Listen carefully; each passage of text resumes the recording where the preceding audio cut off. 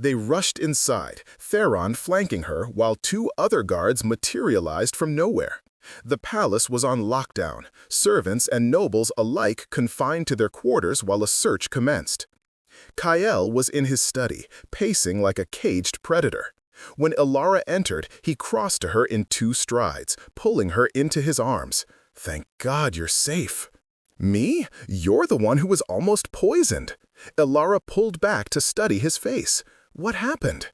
"Someone accessed my private chambers last night, injected silver solution into my blood supply. If Marcus hadn't noticed the tampering..." He closed his eyes. "I've increased security before, but this proves they can get past our defenses. They're either incredibly skilled or they have help from inside," Elara finished. "Someone with legitimate access." "Exactly, which narrows our suspect significantly. Only my most trusted people can enter my chambers without triggering alerts. Matthias, Marcus, Theron, and the cleaning staff." "It's not Theron or Marcus," Elara said with certainty. "I'd stake my life on that." "As would I, which leaves Matthias or one of the staff." Kael moved to his desk, pulling out files. "I've had Marcus compile reports on everyone with access, looking for anything unusual, unexplained wealth, strange meetings, family connections to my enemies." Elara studied the files, her mind racing. "Matthias has been with you for a century. If he wanted you dead, he's had countless opportunities. Why act now?" "Maybe because now I've announced a bonding with you. If he's working with Seraphine or Corvus, my marriage solidifies my independence from their factions. It closes their window to control me." "Or," Elara said slowly, an idea forming, "what if Matthias isn't the enemy? What if someone wants us to think he is?" Kael paused. "Explain." "Every suspicious thing points to Matthias, the missed meetings, the documents, his access to your chambers. But it's all circumstantial, nothing concrete."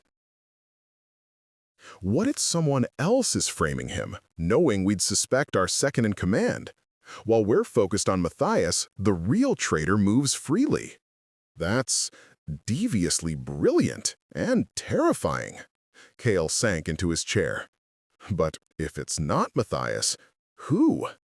Before Elara could answer, Marcus burst in without knocking, unprecedented for the proper seneschal. "My lord, we found something. In the cleaning supplies, there was a vial of silver solution, and the servant who had access to it, she's disappeared." "Who?" Kael demanded. "Elena Voss. She's been on staff for 6 months, came with excellent references from Lord Corvus' household." The room went silent. Lord Corvus. "Bring Corvus to me," Kael said, his voice deadly quiet. "Now." Within minutes, Lord Corvus was brought to the study, flanked by guards. The ancient vampire looked genuinely confused rather than afraid. "Lord Kael, what is the meaning of this? I was told there was an emergency?" "You sent a spy into my household," Kael said flatly. "Elena Voss. She carried your recommendation." Understanding dawned on Corvus's face, followed by shock. "Elena Voss? Yes, I recommended her, but she was a legitimate servant from my household. She'd worked for me for years before requesting a transfer. I thought nothing of it." "Did you investigate why she wanted to transfer?" Corvus faltered. "No. I assumed she sought better opportunities in your household. My lord, I swear I didn't know." "Someone used you," Elara interjected. Both vampires turned to her. She stepped forward, thinking aloud. "They planted Elena in Lord Corvus' household years ago, built a legitimate history, then had her request a transfer when the timing was right. Lord Corvus unwittingly gave her credibility." "Who would have that kind of patience?" Kael asked. "That's years of planning." "Someone who thinks in centuries rather than years," Elara said. "Someone old enough to play the long game." Her eyes widened. "Lady Seraphine." "She's ancient, isn't she? And she's been trying to bind you to her family for decades. When you refused Anastasia, when you announced your engagement to me, that was her window closing. She had to act. Kale and Corvus exchanged glances. It fits, Corvus said slowly. Seraphine has always been patient, calculating, and she'd have the resources to plant someone in my household without my knowledge. But we still have no proof, Kale said, frustrated. Elena's disappeared, likely killed by Seraphine to eliminate the link. Without evidence, I can't move against a noble of Seraphine's standing. Then we get proof, Elara said. We set another trap. If Seraphine believes her agent failed, she'll be desperate. The bonding ceremony is in 4 days. That's her last chance to stop it. Let's make sure she takes the bait. Kale studied her, admiration and fear mixing in his golden eyes. You want to make yourself bait? I want to end this. I'm tired of looking over my shoulder, waiting for an attack. Let's finish it. Absolutely not, Kale said immediately. I won't risk you. You already did, the moment you made me your bride. This isn't about risk anymore. It's about control. Right now, Seraphine chooses when and how to strike. Let's take that choice away from her. Force her hand while we're ready, while we control the circumstances. There was a long silence. Finally, Lord Corvus spoke. The girl's right. Waiting gives Seraphine time to regroup, to try again with better planning. Strike first, on your terms. What did you have in mind? Kale asked Elara, his voice resigned. The ceremony rehearsal tomorrow. Announce it publicly. Make sure everyone knows when and where it's happening. I'll be there with minimal guard presence. Enough to maintain appearances, but not enough to scare Seraphine off. You won't be there. Some pressing matter that requires your attention. That makes me vulnerable. And when she or her agents attack, Theron and his best fighters will be hidden nearby. The moment anyone moves against me, they spring the trap. We'll have our proof and our attacker. It was dangerous, reckless even, but Elara could see Kyle considering it, weighing the risks against the alternatives. Lord Corvus was nodding slowly. I'll support this plan, Corvus said, and I owe you a debt for being used against you, Lord Kyle. My people will assist in securing the trap. Why would you help? Elara asked, suspicious despite herself. Corvus smiled slightly. Because I may be ancient and set in my ways, but I'm not a traitor. And because, honestly, I like you, girl. You've got spine. The Night Court could use more of that. The unexpected endorsement warmed Elara. Perhaps she'd misjudged the old vampire. All right, Kyle said finally. We'll do it your way. But Elara, if things go wrong, if you're in real danger, you run. Promise me. I promise I'll do whatever it takes to survive and see you again, Elara said, which wasn't quite the same thing, but it was the best she could offer. The next day, the announcement went out. A public rehearsal for the bonding ceremony, open to all court nobles who wished to observe. Tradition dictated that the bride practice the ritual with the priestess, while the groom attended to his duties. Perfect cover. Elara dressed in a simple gown, trying to project calm she didn't feel. Sienna helped her prepare, chattering nervously about the ceremony, while Elara's thoughts raced ahead to the trap they were setting.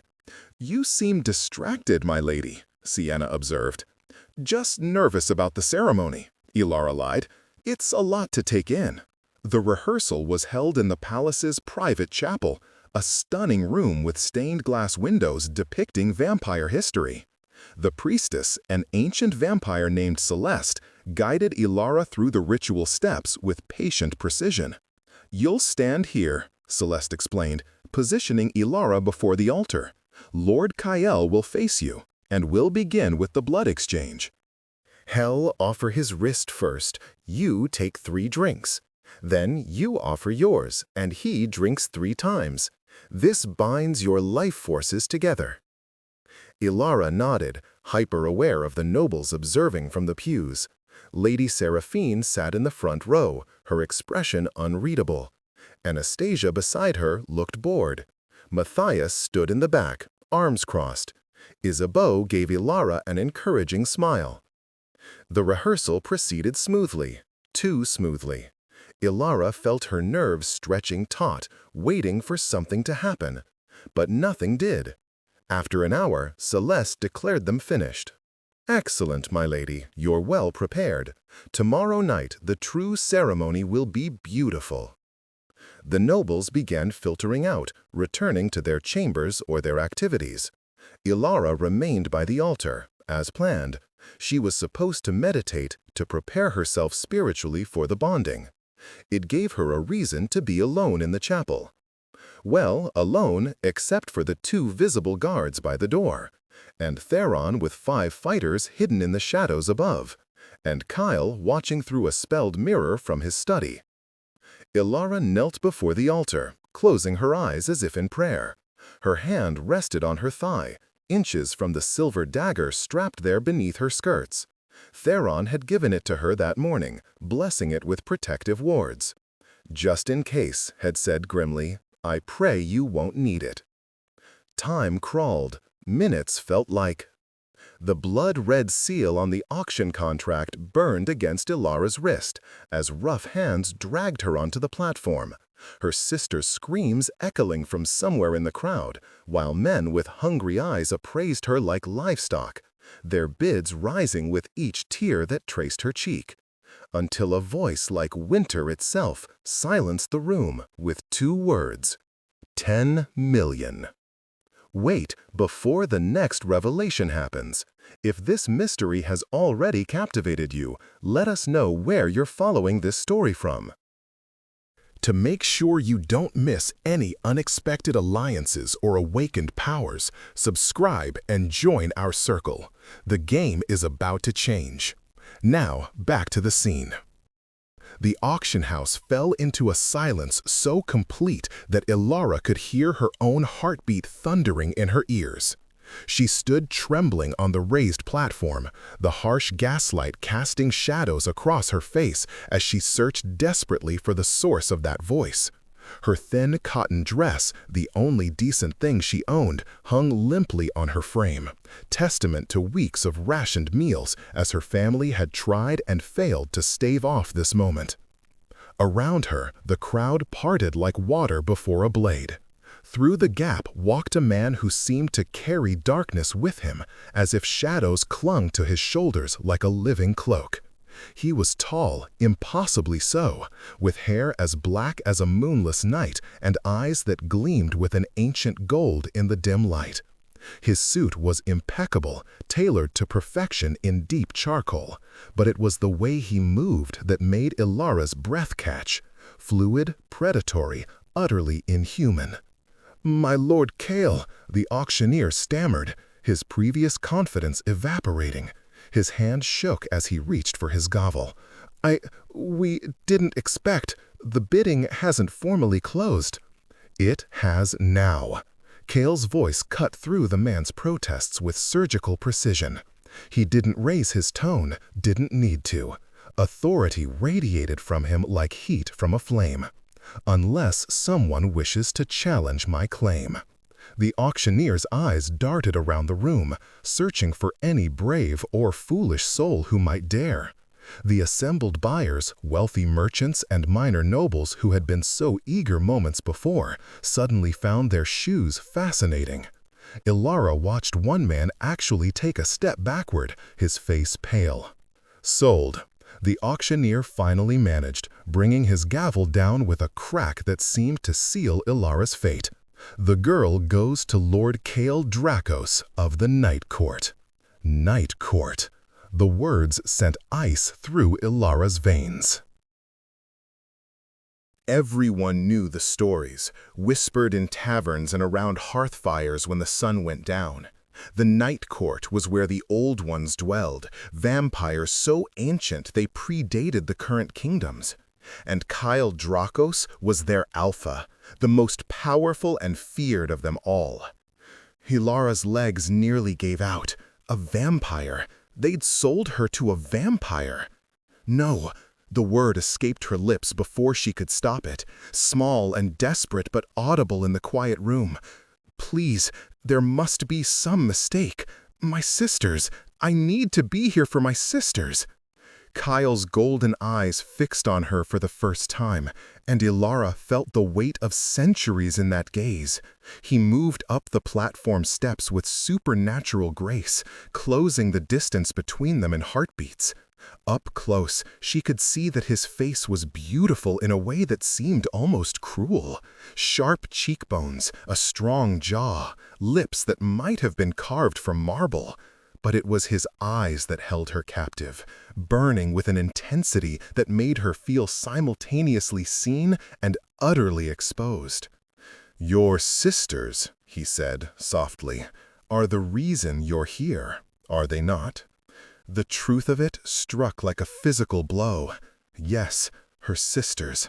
Meredith, sweet and 16, and little Kara, barely 10.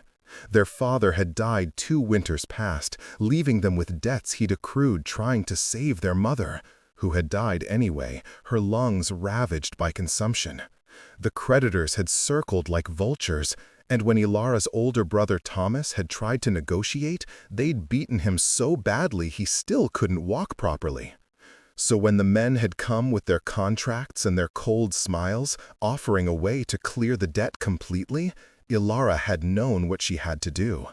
The youngest, and therefore the least useful for managing the household, but old enough at 20 to fetch a price. She'd signed the papers herself, hands steady even as her heart broke.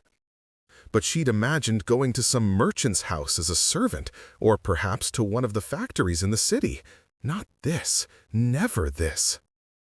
"You've researched the merchants, then," Ilara said, trying to keep her voice from shaking. She wouldn't cower. Whatever came next, she would face it with her spine straight. Something flickered in Kale's expression. Surprise, perhaps? Or was it respect? "I know that Ilara Thorne, age 20, sold herself to save her family from debtor's prison. I know you taught yourself to read from your late mother's books. I know you've been working 3 jobs, sleeping 4 hours a night, trying to buy time you didn't have." He paused, tilting his head slightly. "I also know that your creditors were planning to take all 3 daughters if you didn't volunteer. This way, at least 2 go free." Ilara's breath caught. She hadn't known that last part, but it made horrible sense. The creditors had been too eager to accept her offer, too quick to draw up the contract. They'd probably been hoping to extract maximum value from the Thorne family tragedy. "Why?" she managed. "Why would an alpha vampire want a human girl at an auction?" Kale's lips curved into something that wasn't quite a smile. "Come with me willingly, and I'll explain everything. Fight, and I'll simply take you. Either way, you're mine now, Ilara Thorne. The contract is sealed." He held out his hand, pale and long-fingered, and Ilara stared at it as if it were a snake. Around them, the crowd remained frozen, watching. She could feel their eyes on her, hungry for drama, eager to see what the human girl would do.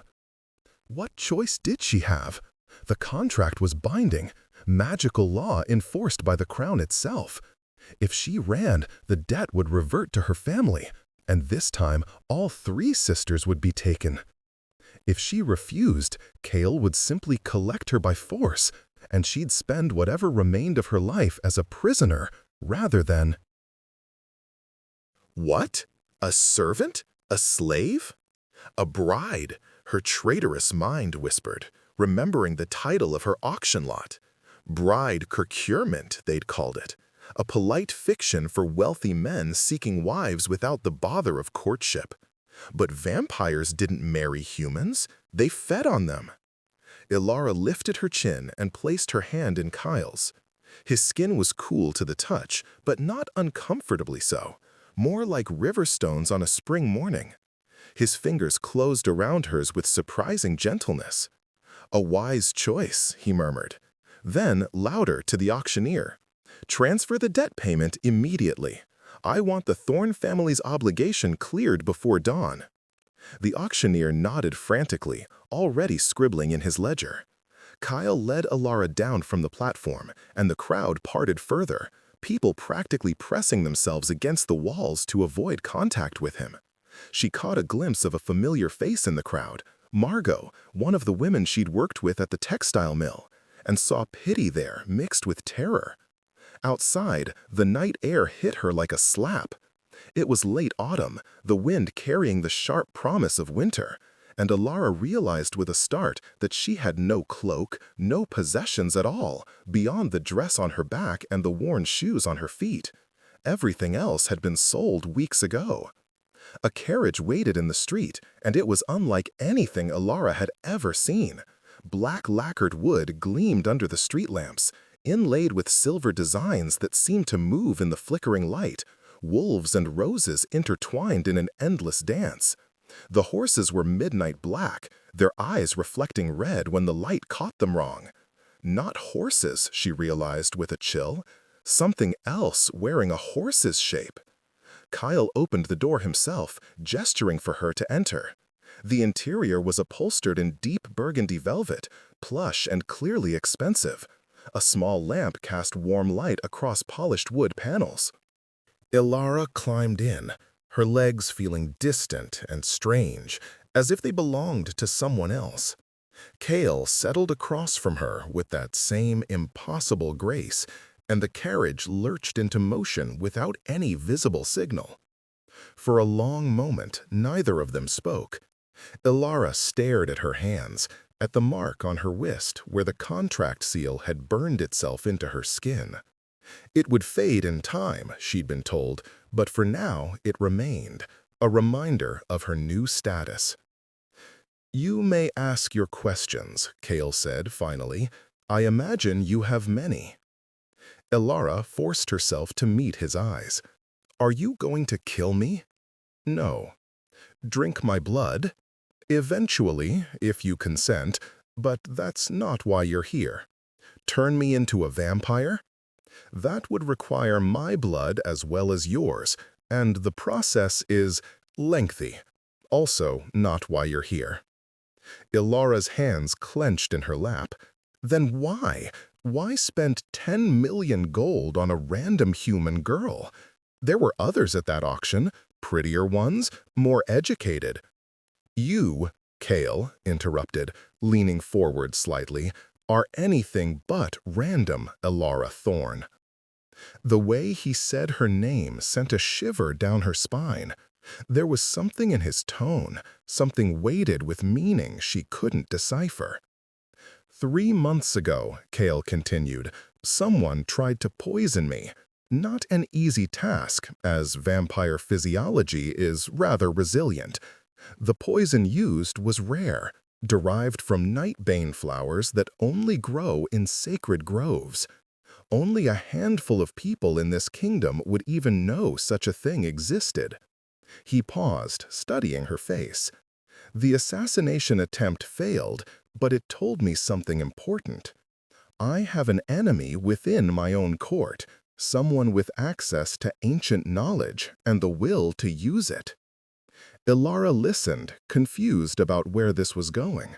What does that have to do with me? "I need a bride," Kale said bluntly. "Not for love, not for companionship, but for politics."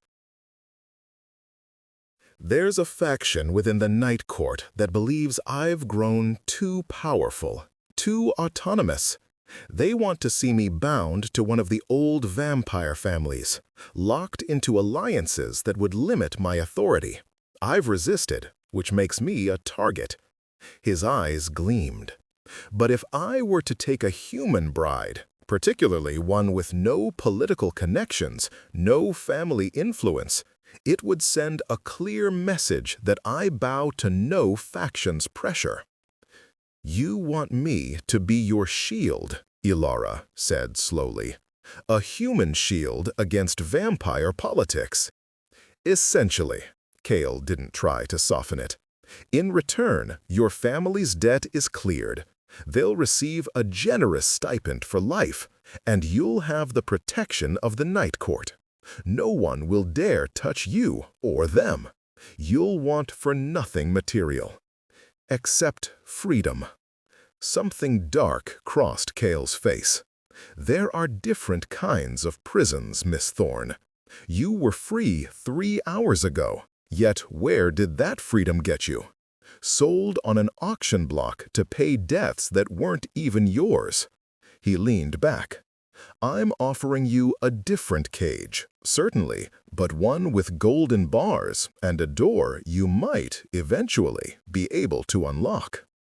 Ilara wanted to argue, to rage against the casual way he spoke of using her, but bitter experience had taught her that anger was a luxury she couldn't afford. And if I refuse to play along? If I tell everyone this marriage is a sham? Then we'll both be in danger, Cale said simply. My enemies will know I'm vulnerable, and they'll come for me with everything they have. They'll also come for you, because killing a vampire's bride is one of the surest ways to destroy him. The political protection only works if people believe the marriage is real. So I have to pretend to love you? I'm not asking for love, Cale said, and for the first time she heard something that might have been weariness in his voice. Just plausible commitment. Attend functions with me. Live in the Night Court. The carriage rattled over cobblestones, carrying them farther from the auction house, from the city, from everything Ilara had ever known. Through the window, she could see the lights of the capital beginning to thin, giving way to the darkness of the countryside. How long, she asked, how long would this arrangement last? Cale's expression was unreadable. Until I've identified and dealt with my would-be assassin. A year, perhaps 2. And then?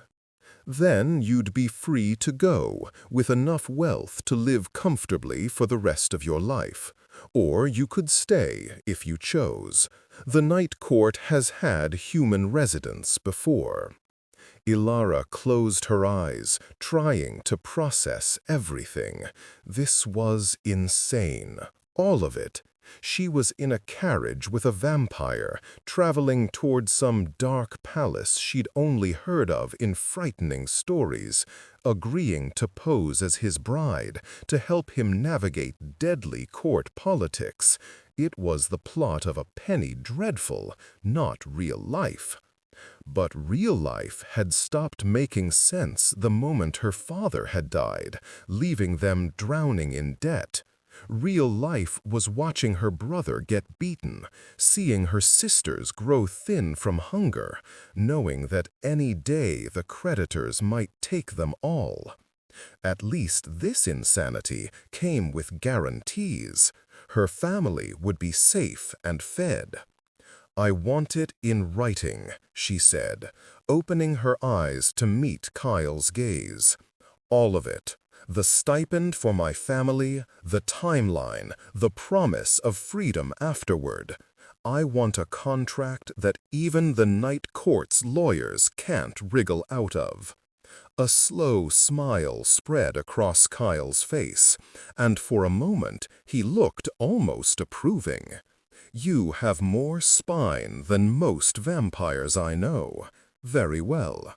When we arrive at court, my solicitor will draw up the documents. You can review them at your leisure. Suggest any modifications you like. Just like that? Just like that. Kyle tilted his head, studying her. You've already proven you can be decisive under pressure, Miss Thorne. You walked onto that auction platform knowing what it meant. I'm simply offering you a better deal than any of those merchants would have. He was right, and they both knew it. The men at that auction would have used her and discarded her, given her no rights and no recourse.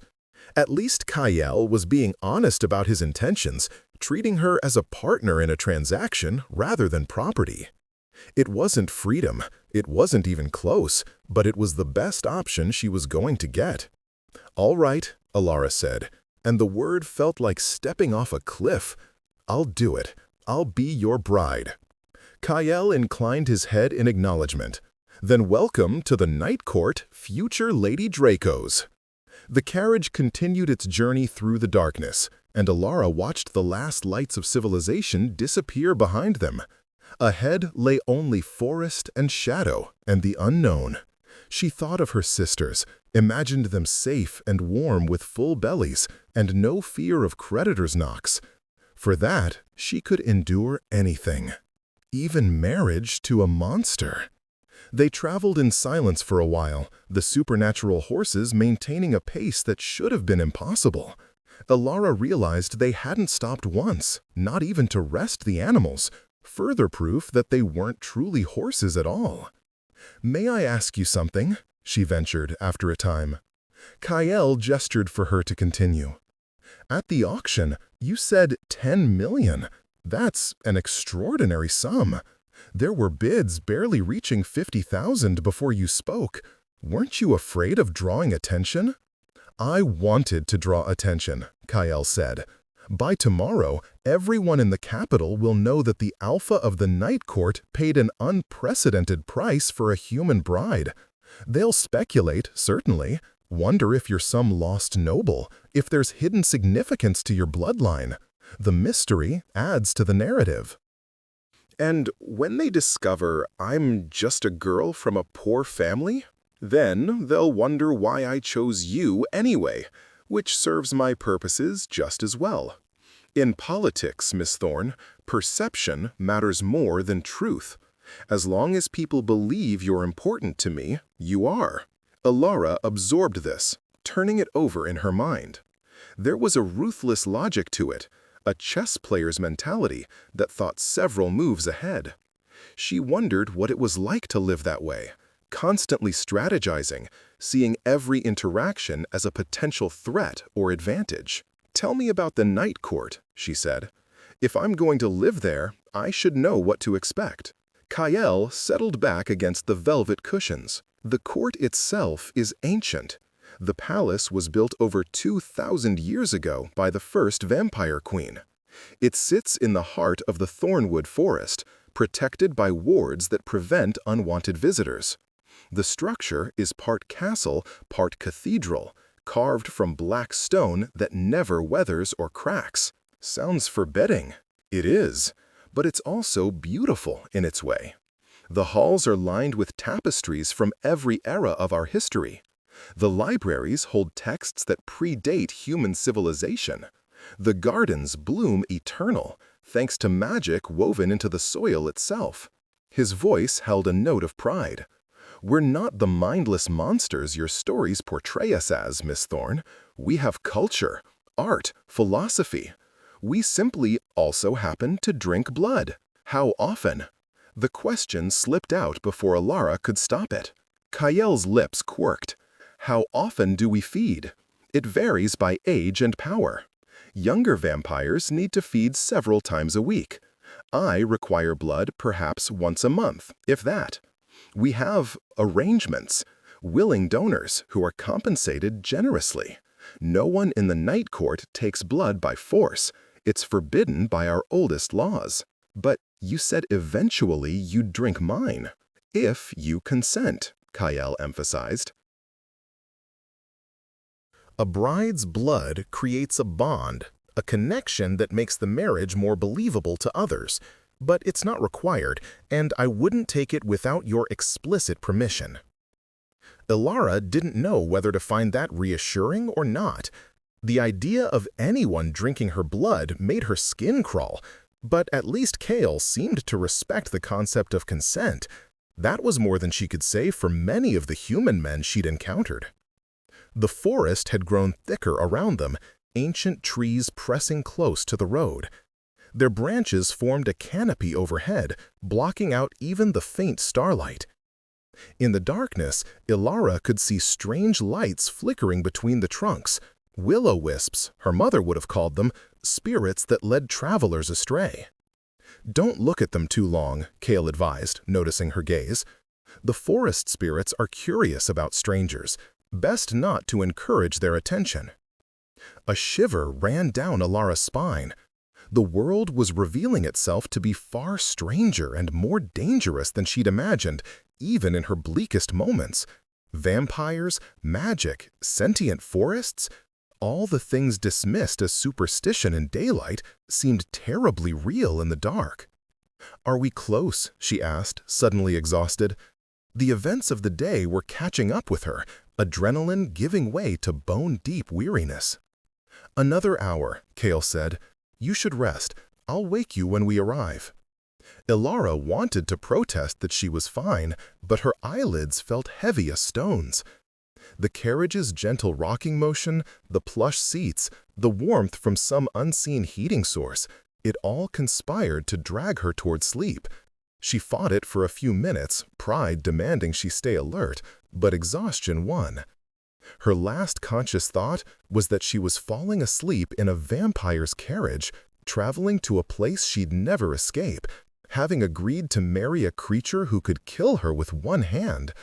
Her mother would have been horrified, but her sisters would be safe. That made it worth it. Ilara dreamed of roses and wolves, of golden eyes watching her from shadows, of blood-red seals that burned and burned but never quite consumed. She dreamed of her mother's face, sad and loving, mouthing words Ilara couldn't hear. She dreamed of standing at the edge of a vast darkness, knowing she had to step forward, but unable to make her feet move. Then someone was touching her shoulder, gentle but insistent. "Miss Thorne, Ilara, we've arrived." She jolted awake, momentarily disoriented. Kyle stood beside the open carriage door, bathed in silvery light. Beyond him, Ilara could see the source, the palace. The night court rose before her like something from a fever dream.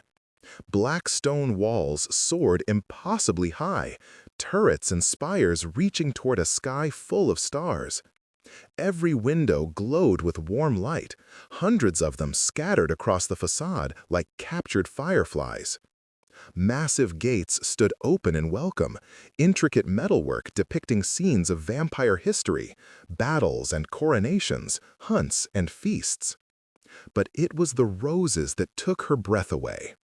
They covered every surface not made of stone, climbing the walls in great cascading falls of crimson and white and deepest purple. Their fragrance filled the air, sweet and heady, almost overwhelming. Despite the late autumn cold, they bloomed in defiance of nature, beautiful and strange. "Welcome home," Kyle said, offering his hand to help her down. Ilara took it, stepping onto a pathway of smooth white stone. Up close, the palace was even more magnificent, every detail rendered with such care that it seemed almost alive. She could hear music drifting from somewhere inside, haunting and ethereal. "The household will be eager to meet you," Kyle said, guiding her toward the entrance. "But I've instructed them to give you space tonight. You'll have chambers of your own, time to adjust before the formal introductions." They passed through the gates, and Ilara felt a tingle across her skin. Wards, she realized, recognizing them from her mother's stories. They were keyed to allow her passage now, recognizing her as Kale's guest, or property, depending on perspective. The entrance hall beyond was breathtaking. Vaulted ceilings disappeared into shadow far overhead. Marble floors gleamed like mirrors, reflecting the light from crystal chandeliers. Tapestries lined the walls, depicting vampire history in vivid detail. The First Awakening, the formation of the courts, ancient wars, and hard-won peace. Servants appeared from doorways Ilara hadn't noticed, dressed in dark uniforms with silver trim. They bowed as Kale passed, their faces carefully neutral. Some were human, she realized with surprise. Others were clearly vampire, their movements too fluid, their beauty too perfect. They lived together here, apparently coexisting without the violence she'd imagined. Lord Kale, an older man, approached, his hair silver, his face lined but kind. "Welcome back. Your chambers have been prepared, and the lady suite is ready as requested." "Thank you, Marcus." Kale turned to Ilara. "This is Marcus Venn, my seneschal. He manages the household and will help you with anything you need." Marcus bowed to Ilara with what seemed like genuine respect. "My lady, it's an honor. If you'll follow me, I'll show you to your rooms." Ilara glanced at Kale, who nodded. "Get some rest. Tomorrow we'll begin properly. For tonight, you're safe." Safe? What a strange word in a vampire's palace. But as Marcus led her through the winding corridors, up sweeping staircases, and past more wonders than she could process, Ilara found herself almost believing it. This place, for all its strangeness, didn't feel hostile. It felt lived in, loved even. Her chambers, when they reached them, stole whatever words she might have had. The suite was easily as large as her entire family's cottage had been, with high ceilings and tall windows draped in midnight blue silk. A massive four-poster bed dominated one wall, its covers turned down invitingly. Bookshelves lined another wall, already stocked with volumes. A sitting area with comfortable chairs surrounded a fireplace where flames danced merrily. Through one door, she glimpsed a bathing room with a copper tub large enough to swim in. "Your things will arrive tomorrow," Marcus said. "Lord Kale has arranged for a complete wardrobe befitting your new station. For tonight, you'll find night clothes in the wardrobe and toiletries in the bathing room. Ring if you need anything." He indicated a velvet pull cord near the bed. "Thank you," Ilara managed. Marcus smiled, the expression transforming his stern face into something grandfatherly. "Welcome to the Night Court, my lady. I think you'll do very well here." Then he was gone, the door closing softly behind him, and Ilara was alone. She stood in the center of the room, slowly turning to take it all in. This was her life now, these luxurious chambers, this dark palace, a vampire husband she'd met only hours ago. It felt surreal, like she might wake at any moment to find herself back in her narrow cot at home, this all a vivid dream. But the softness of the carpet under her feet felt too real. The warmth of the fire, the scent of roses drifting through an open window, the exhaustion dragging at her bones, all real. Ilara walked to the window and looked out over the palace grounds. Gardens stretched in all directions, meticulously maintained even in autumn. In the distance, she could see the forest, dark and deep. No lights shone beyond the palace walls. They were truly isolated here, cut off from the human world. The reality of her situation hit her then, delayed shock finally breaking through the numbness. She was alone in a vampire court, promised to a creature who could kill her without effort, dependent on his goodwill and his promises. Her family was safe, yes, but she'd never see them again, or at least not for years. Everything familiar was gone. Ilara pressed her forehead against the cool glass and allowed herself exactly 2 minutes to cry. Quiet tears, because even now she wouldn't give in to full despair. 2 minutes to mourn her old life, to feel the loss and the fear and the awful uncertainty. Then she straightened, wiped her eyes, and turned back to the room. This was her reality now. She could spend what remained of the night crying, or she could adapt, survive, maybe even find a way to thrive. The bathing room called to her, and Ilara decided that if nothing else, she could at least be clean. The tub filled with steaming water at the turn of a tap, more magic, she assumed. Bottles of scented oils and soaps lined a shelf, and she chose one at random, pouring it into the water. The scent of lavender and something else, something wild and green, filled the air. She sank into the water with a sigh, feeling weeks of accumulated grime and stress begin to dissolve. When was the last time she'd had a proper bath? Months at least. They'd sold their tub early in the debt crisis. Since then, it had been cold water and a rag, quick cleanings between shifts at her various jobs. This was luxury, almost obscene compared to that. She ducked her head under, wetting her hair, and came up gasping. The water was perfect, hot enough to ease her tense muscles, but not scalding. She could have stayed there for hours. Eventually, though, the water began to cool and her eyes to droop again. Ilara dragged herself out, dried off with towels softer than anything she'd ever touched, and found a nightgown in the wardrobe as Marcus had promised. It was pure white silk, simple but clearly expensive, and it fell to her ankles when she pulled it on. The bed called to her like a siren's song. She climbed in, and the mattress might as well have been made of clouds. The sheets smelled of lavender and fresh air, the pillows perfectly plump. Ilara had never felt anything so comfortable in her life. As exhaustion pulled her under, her last thought was that she could get used to this. The luxury, the safety, the sense of being valued, even if it was all political theater. She could adapt, play her role, and perhaps even find moments of happiness in this strange new existence. After all, she'd survived worse. She'd survived losing both parents, watched her family spiral into poverty, sold herself to save them. Surely she could survive being a vampire's bride. Sleep took her gently, there in the heart of the night court, while outside the roses bloomed eternal and ancient things walked the shadows.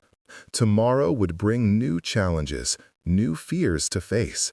But tonight, for the first time in months, Ilara Thorne slept soundly, safe behind wards and walls that nothing could breach. And in another wing of the palace, Kael stood at his window, looking out over his domain. The girl was settled, the first piece of his plan in motion. She was stronger than he'd expected, sharper too. Most humans would have dissolved into hysterics by now. Instead, Ilara had negotiated, asked intelligent questions, and ultimately made a pragmatic choice. She would do well. He thought she might even survive the coming storm.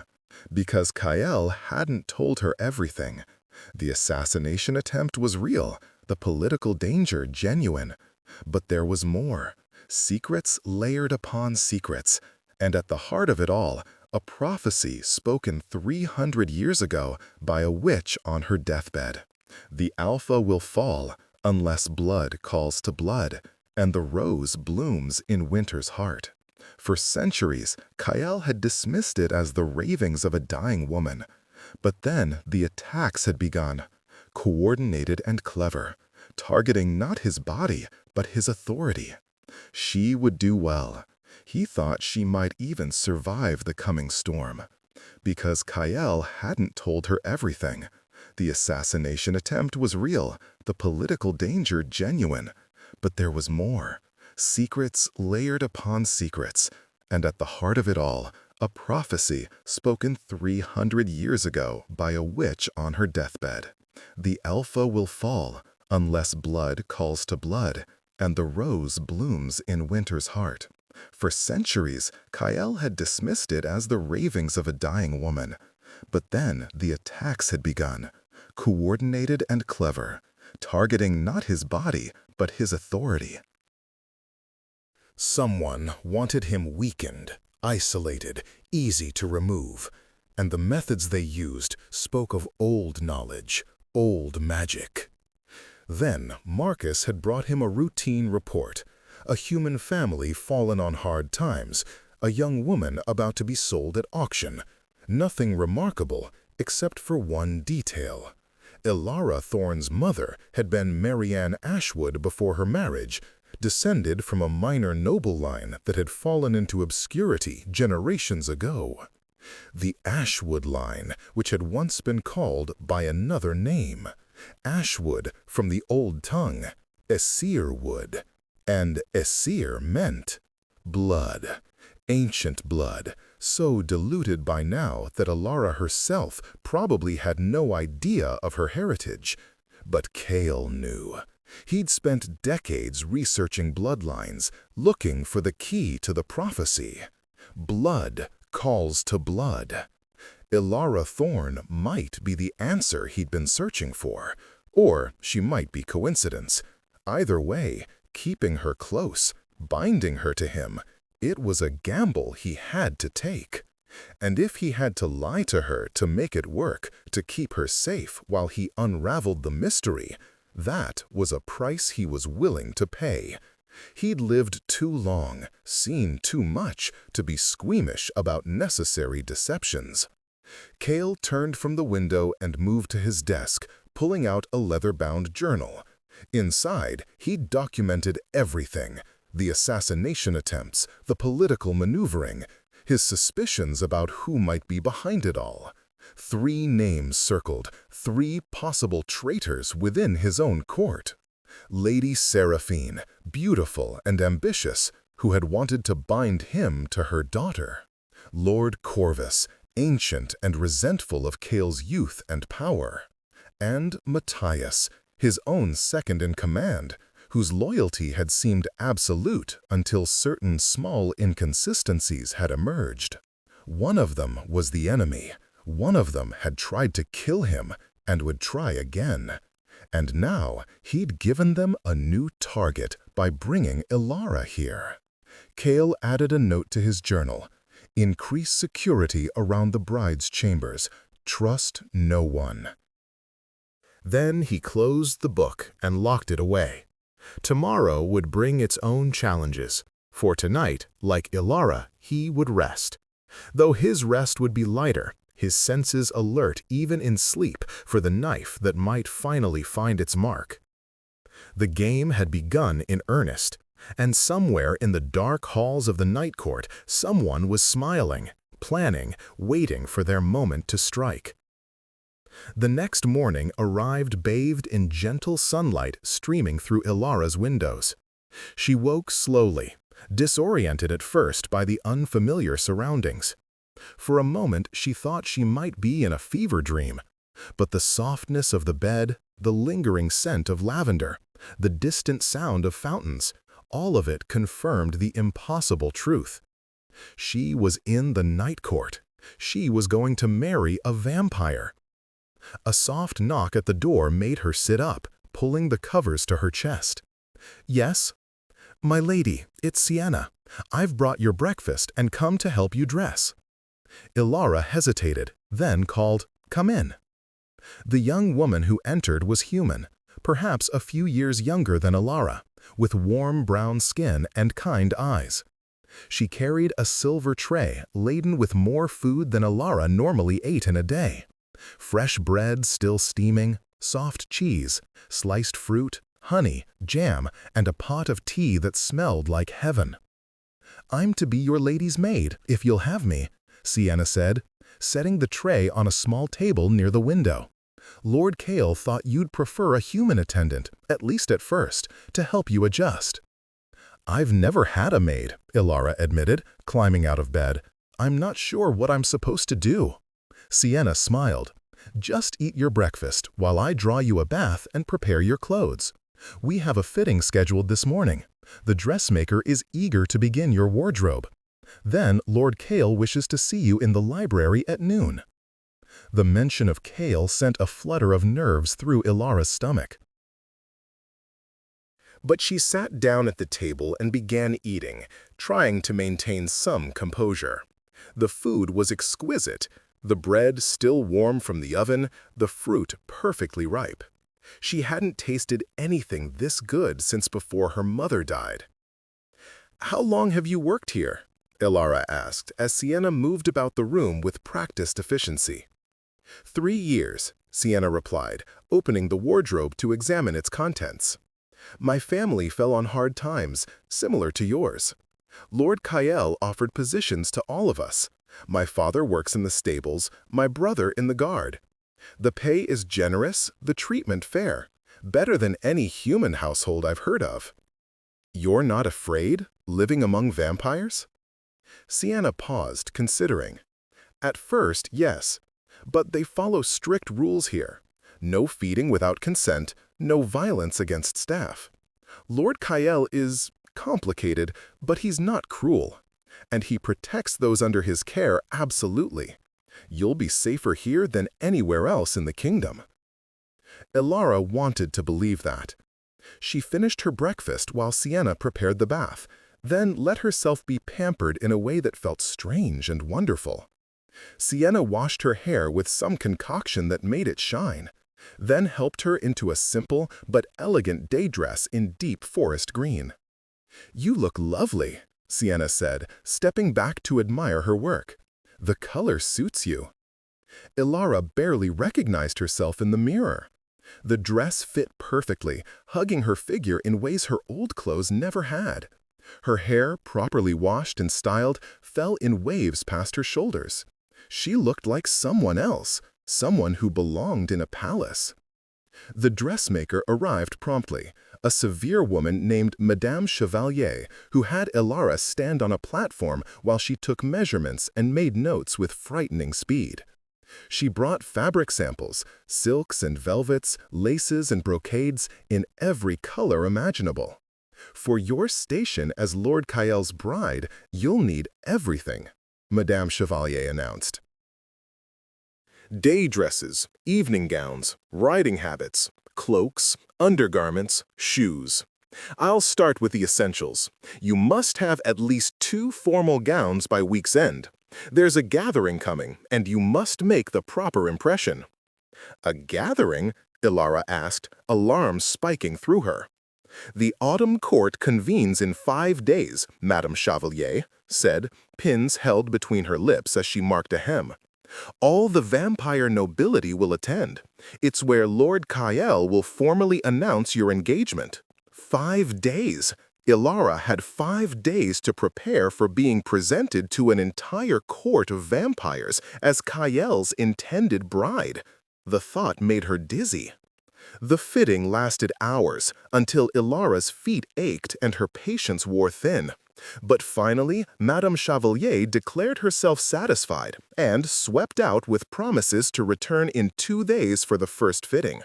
Sienna appeared with a light lunch, then escorted Ilara through the winding corridors toward the library. The palace seemed even more vast in daylight, full of hidden corners and unexpected vistas. They passed a ballroom with crystal chandeliers, a conservatory where exotic plants bloomed year-round, a gallery hung with portraits of vampires long dead. This is Lord Kyle's private library, Sienna said, stopping before an ornate door carved with roses and thorns. He's waiting for you. Ilara took a breath, squared her shoulders, and knocked. Enter. She pushed open the door and stepped into what might have been paradise for someone who loved books. The library was circular, rising 3 stories high, every wall lined with shelves crammed with volumes. A spiral staircase connected the levels, and comfortable chairs were scattered throughout. Sunlight streamed through high windows, illuminating dust motes that danced in the air. Kyle stood by one of the windows, dressed casually in dark trousers and a white shirt open at the collar. Without his formal coat, he looked younger, less intimidating, though no less handsome. He turned as she entered, and something in his expression softened. Miss Thorne, I trust you slept well? Better than I have in months, Ilara admitted. Thank you for all of this. The rooms, the clothes, everything. It's more than I expected. You're to be my bride. Of course I'd provide for you properly. Kyle gestured to a pair of chairs near the window, a table between them already set with tea. Please, sit. We have much to discuss. Ilara settled into the chair, accepting the tea he poured for her, It was a different blend than at breakfast, with notes of mint and something floral she couldn't identify.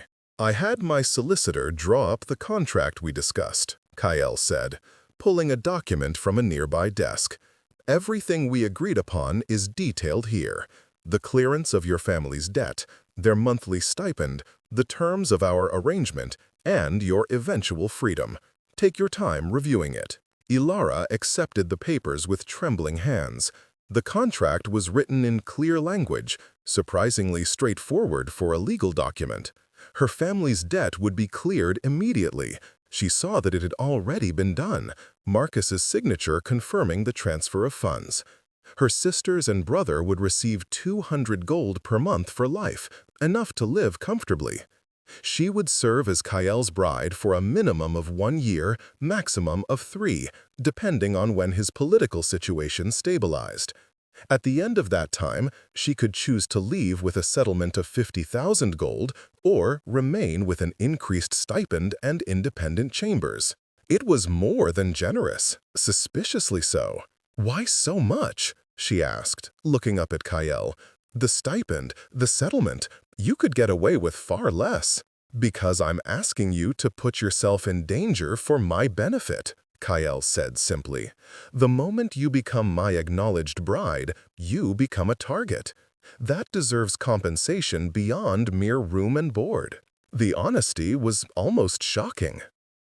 Ilara had expected platitudes, maybe some dismissal of the risk. Instead, Kyle laid it out plainly. This was dangerous. She would be in peril, and he was paying her accordingly. "What kind of danger, exactly?" Ilara pressed. "You mentioned assassination attempts, but what does that mean for me?" Kyle leaned back in his chair, his golden eyes studying her. "In vampire society, the quickest way to hurt an alpha is through those they care about.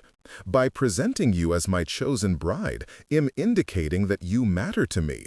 My enemies will see you as leverage, someone they can threaten, harm, or kill to weaken me." "But you don't actually care about me," Ilara pointed out. "This is political theater." "They don't know that, and if we're convincing enough, they won't suspect. That's why the performance must be flawless." Kyle set down his teacup, "Which brings me to what we need to discuss today. In 5 days, I'm announcing our engagement at the Autumn Court. You'll be meeting the vampire nobility, including my suspected enemies. We need to make sure you're prepared." "Prepared how?" "You'll need to understand vampire etiquette, court politics, who the major players are, and what their allegiances mean. You'll need to know how to address nobles, how to dance, how to navigate conversations laden with subtext." Kyle stood, moving to one of the bookshelves. He pulled down several volumes. "I've selected reading material to help, but we'll also need to spend time together, so you become comfortable in my presence. People must believe we chose each other." Ilara took the books he offered, titles about vampire history, court protocols, and something called The Dance of Shadows, a guide to noble society. "I'm a quick study," she said, "but 5 days isn't much time to learn an entire culture." "No, it isn't, which is why we'll be spending several hours together, each day, starting now." Kyle returned to his chair. "Tell me about yourself, Ilara." "Your real self, not just the facts I glean from investigation. What do you love? What do you fear? What makes you angry?" The questions caught her off guard. She'd expected more talk of strategy, of politics, not this. "Why does that matter?" "Because if I'm going to pretend to be in love with you, I need to know you well enough to make it believable. Small details matter. The way you take your tea, the books you prefer, the expressions you make when you're thinking. I can memorize facts, but understanding you requires more." It made sense, though Ilara felt oddly vulnerable at the prospect of revealing herself to him. What did she have to hide, really? Her life had been survival, nothing more. "I like stories," she said finally. Before everything fell apart, my mother would read to us every night. Adventure tales, romances, histories, anything she could find. She taught me to read because she said knowledge was the only wealth that couldn't be taken away. Your mother sounds remarkable. She was. Ilara smiled sadly. Even when she was dying, even in pain, she made sure we knew we were loved. She made us promise to take care of each other, no matter what. And you kept that promise. You sold yourself to honor it. What else could I do? Ilara met his eyes. They're my sisters, my brother. They're all I have. What about what you wanted? Your own dreams. The question struck something deep inside her. When was the last time anyone had asked what she wanted? I wanted to teach, she admitted. I used to dream about having a schoolhouse, helping children learn to read like my mother helped me. But dreams don't pay debts. Kale was quiet for a moment. After this is over, when you have your settlement, you could open your school then. The thought was intoxicating and terrifying in equal measure. Maybe, Ilara said, if I survive your vampire politics. You will. I'll make certain of it. There was steel in Kale's voice, a promise that felt binding. Now, tell me what you fear. Besides vampires? His lips quirked. Besides vampires. Ilara considered. Being powerless, watching people I love suffer and not being able to help them. That's what the last 2 years have been, watching everything slip away, no matter how hard I fought. She looked down at her hands. I'm afraid of that feeling, of helplessness. Then we're not so different, Kyle said softly. That's what drives me as well, the need to maintain control, to prevent others from having power over me or mine. Ilara looked up, surprised by the admission. For a moment, she saw past the alpha vampire, the political creature, to something more human beneath, something wounded that had learned to hide behind power and strategy. Who tried to kill you? She asked. Do you really not know? I have suspicions, but no proof. And in vampire law, accusations without evidence are grounds for challenges. I can't move against anyone until I'm certain. Kale rose, pacing to the window. There are 3 possibilities. Lady Seraphine leads a faction that believes alphas should marry within vampire nobility. She's been pushing for me to bind myself to her daughter Anastasia for years. Lord Corvus is ancient and resentful of my power, believing leadership should pass to him. And then there's Matthias. Your second in command? Yes, he's been with me for over a century, my most trusted advisor. But recently, Kale trailed off. Small things, meetings he forgot to tell me about, documents misplaced. Nothing concrete, but enough to raise questions. Could it be all 3 working together? Possible, but unlikely. Vampire politics doesn't lend itself to collaboration. Too many competing interests. No, this feels like a single player making calculated moves. He turned back to her. That's why your presence is so important. By taking a human bride, I'm declaring independence from all factions. It forces my enemy to show their hand. By trying to kill me. I won't let that happen. You can't watch me every moment. No, Kale agreed, but I can ensure you're never alone with anyone I don't trust completely. Marcus will assign guards, discreet ones, and you'll have chambers that even I can't enter without your permission. The wards will be keyed to you alone. Ilara absorbed this, the reality of her situation settling over her like a heavy cloak. When you say guards, do you mean vampires or humans? Both.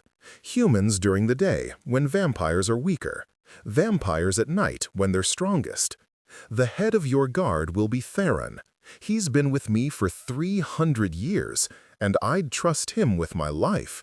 which I suppose I am by trusting him with yours.